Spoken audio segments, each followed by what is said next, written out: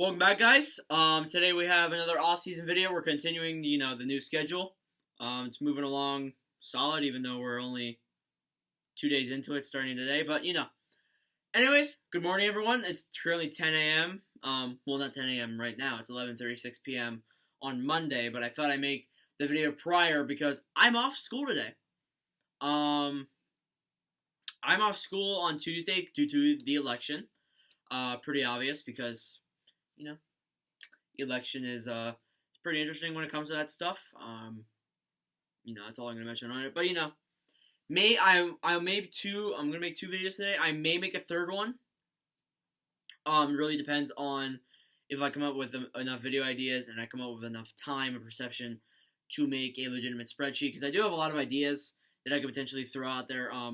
There's a lot of schedules that I have thrown up, so really gonna see what happens. So yeah. But anyways, that's off topic. Let's get into the Anaheim Ducks and how this offseason helped the Anaheim Ducks get small pieces for a good young future. Now, there's a lot of things going on with the Anaheim Ducks. They are over the salary cap, and that's the huge thing.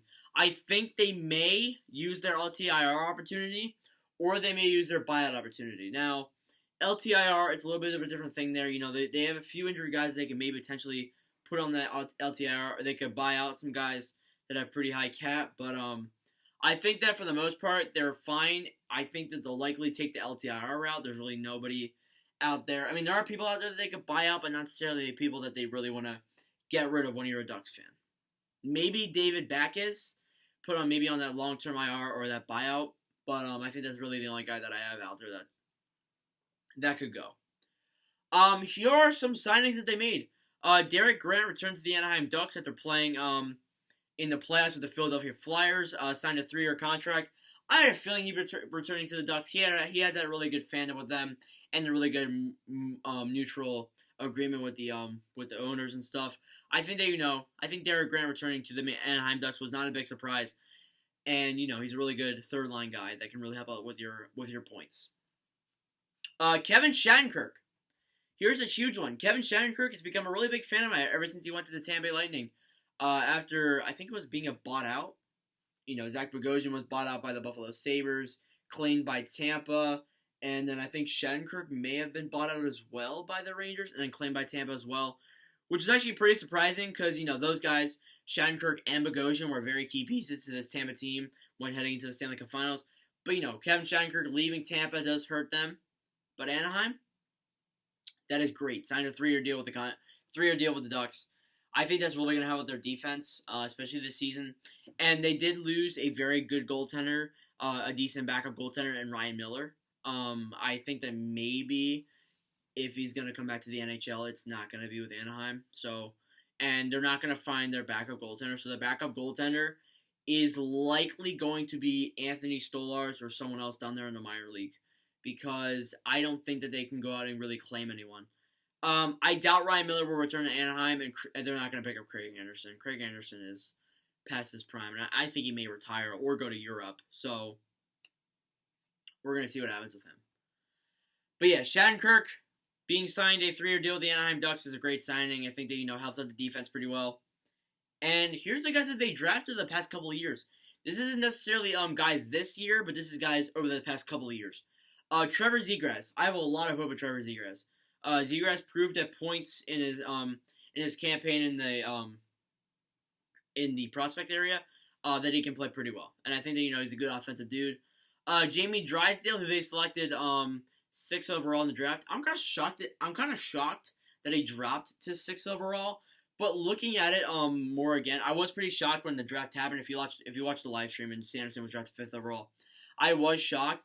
But when I look at it in the end, it was a good signing. So, it was a good draft by Ottawa. I think that, they needed a good offensive guy in Stützle, and they needed a good guy in Sanderson. But that's for Thursday's video. Let's not get into that right now. But anyways, I think Drysdale really just dropped to Anaheim, and it was a good steal for them. And I think that they got another very good offensive guy. Max Comtois, I have a lot of hope in him as well as Troy Terry. Troy Terry is another guy that I've really liked when he's played with the Ducks. And he's still pretty decently young, so we're going to see what happens with him.